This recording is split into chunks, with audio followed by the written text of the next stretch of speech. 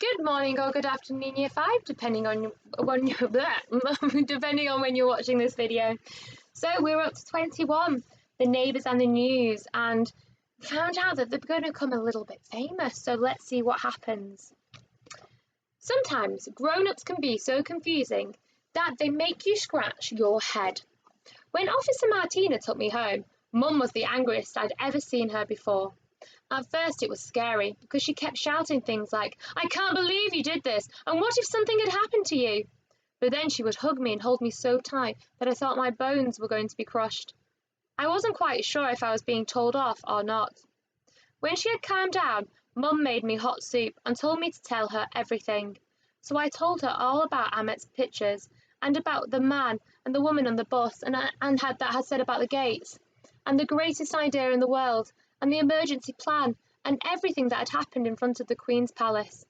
Mum was quiet while I talked, and then, after I'd finished telling her everything, she sat still for a long time and didn't say anything at all. I was too scared to say anything else, so I sat on my hands and stared at the table. Finally, Mum opened her mouth to say something, but then the doorbell rang. "Who's that, I wonder?" Mum said. When she opened the door, Mrs. Gillingham, the neighbour who lived next to Mrs. Abbey, was standing outside. She always wears lots of necklaces and bright pink nail varnish and long dangly earrings. I like her because she smells like puff pastry, and at Christmas she always gives me a stocking filled with sweets. "Oh, hiya, love!" cried out Mrs. Gillingham. She gave me a hug. "Thank goodness you're back safe and sound, but my, that was brave of you, wasn't it? The woman on the news said it was so you could help the refugees." "Sorry, Mrs. Gillingham," said Mum, frowning. "Did you just say you heard about it on the news?" "Oh, it's all over the telly, all over it," said Mrs. Gillingham, excitedly. "I expect you'll hear from the reporters soon." "Well, yes. Thank you for letting us know, Mrs. Gillingham." Mum started to close the door. "We'd better get some rest, it's been a long day." She waved Mrs. Gillingham out of the door and then looked at me. The news. Just then the doorbell rang again. "Who is it?" called out Mum. "It's Mr. Rashid," came a man's voice.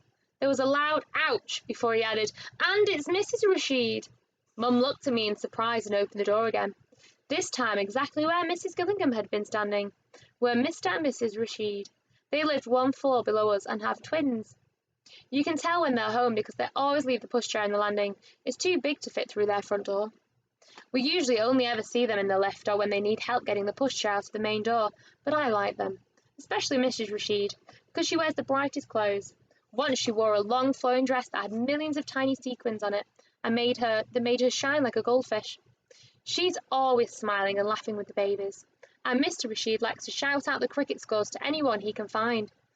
But this was the first time they had ever come to our flat. "Hello," said Mum. Mrs. Rashid held up her phone. "We've just read all about it," she cried, shoving it into Mum's hand and pointing it to a news story with lots of pictures of the palace, guards standing around someone lying on the floor. "You were so brave. Now the Queen herself can't ignore what's happening to those families. I haven't slept for months thinking about it. Months! It makes me so angry. All those poor people with their little babies trying to just live. We send baby clothes and shoes whenever we can, but we don't have much money to spare," continued Mr. Rashid, his voice suddenly heavy and wobbly.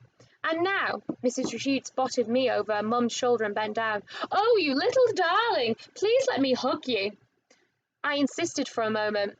I hesitated for a moment.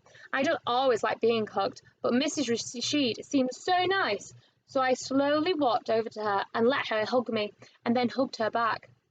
"If your refugee friend needs any help, any at all, please tell us," she said, touching my cheeks. "Yes? Promise?" said Mr. Rashid, his eyes big and serious. I nodded because I knew Amit would probably like Mr. and Mrs. Rashid and wouldn't mind me asking them for help. "Good.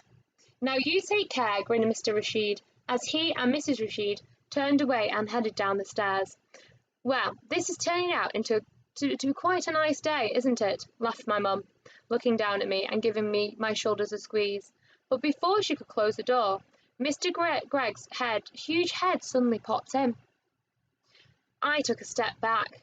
I didn't like Mr. Greggs at all, even though he always dresses in a suit and takes his hat off whenever he sees anyone he likes. I can tell Mum doesn't like him either, because she never says hello to him when we see him. And my mum says hello to him when we see him, and my mum always says hello to everyone. Sorry if I said that a little bit wrong then. Even the man who sleeps in the doorway of Mr. Poleski's shop on the corner of the road. So year 5, let's leave it there and see tomorrow what's on the news. How exciting. Over and out, Miss Davis.